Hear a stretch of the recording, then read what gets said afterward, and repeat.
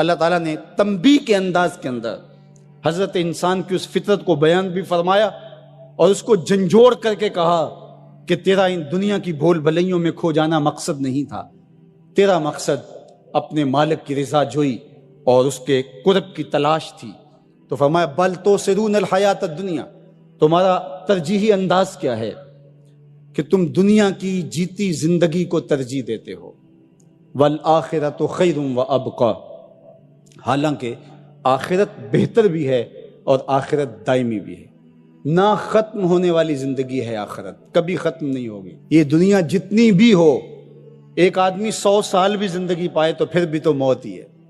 حضرت موسیٰ علیہ السلام کے پاس جب قبض روح کے لیے اسرائیل آئے تھے تو پوچھا کدھر آئے ہو؟ کہا قبض روح کے لیے آیا ہوں، تو انہوں نے تھپڑ لگا دیا تھا، فلطم علی وجہہ، تو واپس چلے گئے تو کہا مالک ایک ایسے شخص کے پاس بھیجا جو مرنا ہی نہیں چاہتا، تو کہا پھر جا میرے بندے کے پاس اور اسے کہہ کہ ایک بیل کی پشت پہ ہاتھ رکھیے گا اور جتنے بال نیچے آئیں گے اتنی عمر بڑھا دیں گے۔ حاضر خدمت ہوئے، پوچھا کہ پھر دوبارہ آگے ہو؟ کہا کہ بس آپ کے عمر کے اضافے کا سندیسہ لے کر آیا ہوں، کسی بیل پہ ہاتھ رکھیے گا، جتنے بال نیچے آئیں گے اتنی عمر بڑھا دی جائے گی۔ تو بولے پھر کیا ہوگا؟ کہا پھر موت۔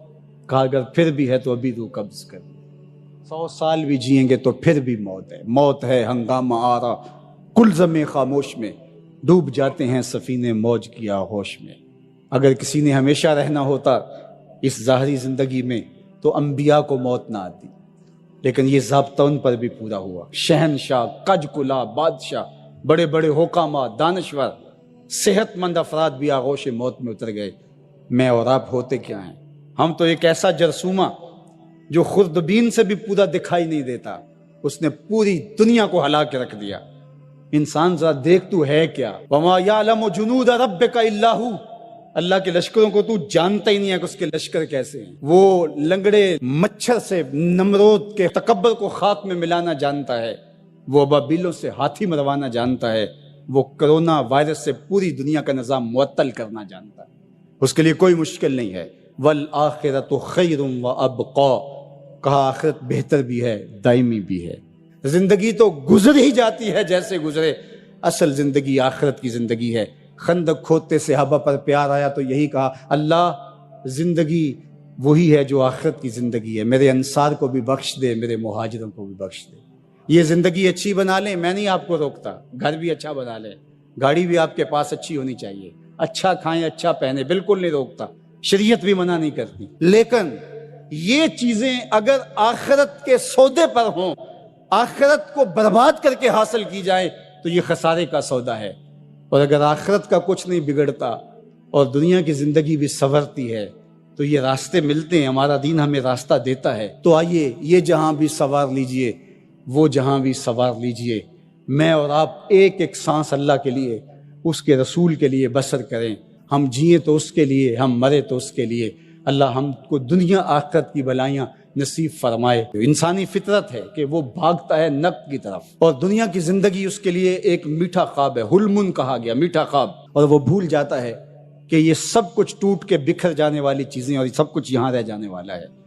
دنیا اس کو میٹھی لگتی ہے، دل آویز لگتی ہے، اور اس دل آویزی میں اتنا کھو جاتا ہے کہ وہ اپنے مقصد زندگی سے منحرف ہو جاتا ہے۔ جو اس کا مقصود حیات تھا، جس کے لیے اس کی تخلیق ہوئی ہے، اس سے وہ پھر جاتا ہے۔ جب کسان ہل چلاتا ہے اور فصل پکتی ہے تو چڑیاں آ کے اس فصل کو چگ جاتی ہیں، کچھ دانے اٹھا کے لے جاتی ہیں۔ تو روایت میں آتا ہے کہ وہ اٹھائے ہوئے جو دانے چڑیاں لے گئی ہیں، اللہ ان کو بھی اس کسان کے نامہ اعمال میں صدقے کے ثواب میں لکھتا ہے۔ تو یہ دین ہے ہمارا۔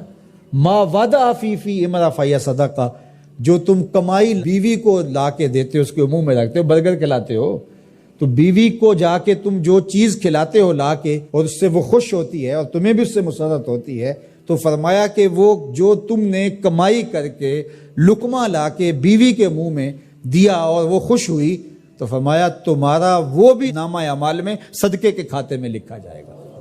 تمہارا دین تو کتنا آسان دین ہے، تمہارا دین تو اتنا اچھا دین ہے۔ صرف یہ ہے کہ نیت کے فرق سے میں نے کہا چور اور چوکیدار بنتا ہے، اس نیت کے قبلے کو درست کرنا ہے، اس لیے اس کو ثلث دین کہا گیا ہے، انما الاعمال بالنیات۔ تو ہم اس کے لیے جیتے ہیں. میری زندگی کا مقصد تیرے دین کی سرفرازی، میں اسی لیے مسلمان، میں اسی لیے نمازی. بات ختم. ہم بس اسی کے لیے جی رہے ہیں. اسی کا حکم ہے اپنی اولاد کی اچھی تربیت کرو، ان کو دین کے سپاہی بنانا ہے، اس کو اللہ کے مطیع اور فرما بردار بندے بنانا ہے. اس کے لیے جو تم کوشش کر رہے ہو تو تمہارا یہ صدقہ لکھا جا رہا ہے. تم مجاہد فی سبیل اللہ ہو. تم اپنی اولاد کے لیے اس لیے کمائی کر رہے ہو کہ ان کو جو ہے وہ اللہ کا ایک مطیع بندہ بنانا ہے. تم اپنے ہمسایوں کے ساتھ اس لیے سلوک کر رہے ہو کہ ہمسائے اور اللہ رسول کا حکم ہے اور میں نے ہمسایوں کے ساتھ اچھا سلوک کرنا ہے. تم رشتہ داروں کے ساتھ نبھا رہے ہو ان کے تلخ رویوں کے باوجود بھی کہ اللہ رسول کا حکم ہے لہٰذا میں توڑ تو نہیں سکتا، لہٰذا اللہ اس کا بھی تمہیں اجر عطا کرے گا. ان تلخ رویوں کا تمہیں تمہارے نامہ اعمال میں اجر و ثواب لکھا جائے گا جو تم سہتے ہو اور برداشت کرتے ہو. تم سردی سہتے ہو، تم گرمی سہتے ہو، تم مشکلیں سہتے ہو. تو یہ ساری تمہارا دین ہے. چونکہ تمہارے دین کو اللہ نے بہت خوبصورت بنایا ہے. تمہارا دین اور تمہاری دنیا الگ نہیں ہے. ایک صحابی کو حضور نے دیکھا کہ وہ بہت کمزور تھا، تو فرمایا کہ تمہاری یہ کیا حالت ہے، تم اتنے کمزور ہو. اس نے کہا میں نے اللہ سے ایک دعا مانگی تھی، شاید وہ قبول ہو گئی. فرمایا کیا ہوا؟ میں نے دعا مانگی تھی اللہ جو آخرت کے حصے کے دکھ ہیں وہ بھی دنیا پہ بھیج دے اور میری آخرت صاف ہونی چاہیے. تو شاید میری دعا قبول ہو گئی ہے اور مجھے بہت ساری بیماریاں، دکھ اور اذیتیں ہیں جنہوں نے مجھے گھیر رکھا ہے. تو اس پر حضور خوش ہونے کی بجائے اسے ناراض ہو کے کہا کہ تو نے یہ کیوں کہا کہ آخرت کے حصے کے دکھ دنیا پہ آ جائیں؟ تو نے یہ کیوں نہیں کہا ربنا آتنا فی الدنیا حسنۃ وفی الآخرۃ حسنہ، اللہ مجھے اس جہاں میں بہتریاں دے دے، اس جہاں میں بہتریاں دے دے. تو یہ زندگی اچھی جئیں، اچھی سواری، اچھی بیوی اور کشادہ مکان انسان کی خوش قسمتی سے، مسلمان کی، مومن کی خوش قسمتی سے بتایا گیا ہے. اچھا اللہ آپ کو گھر دے، اس میں آسودہ رہیں. اللہ آپ کو اچھی فرما بردار نیک صالحہ بیوی دے، بہت اچھی بات ہے. اللہ آپ کو اچھی گاڑی دے دے تو اس میں کوئی گناہ نہیں ہے، کوئی برائی نہیں ہے، اچھی بات ہے. یہ نہیں ہے کہ دین یہ ہے کہ آپ اپنے تن کے کپڑے بھی اتار کے پھینک دیں اور سردی میں ننگے ہو کے بیٹھ جائیں، یہ کوئی دین ہے، یہ نہیں ہے. ہمارا دین کیا ہے؟ تمہاری نیت کا قبلہ درست ہو. تمہیں جو ملتا ہے تھوڑا ہے یا زیادہ اس پہ تم راضی ہو. تھوڑا ملے تو پھر بھی مالک تیری مرضی میں اس پہ راضی ہوں، اور زیادہ ملے مالک میں تیری مرضی پہ اور تیری عطا پہ راضی ہوں. تھوڑا ملے تو صبر کرے، زیادہ ملے تو بانٹنا شروع کر دے، بات ختم ہو گئی.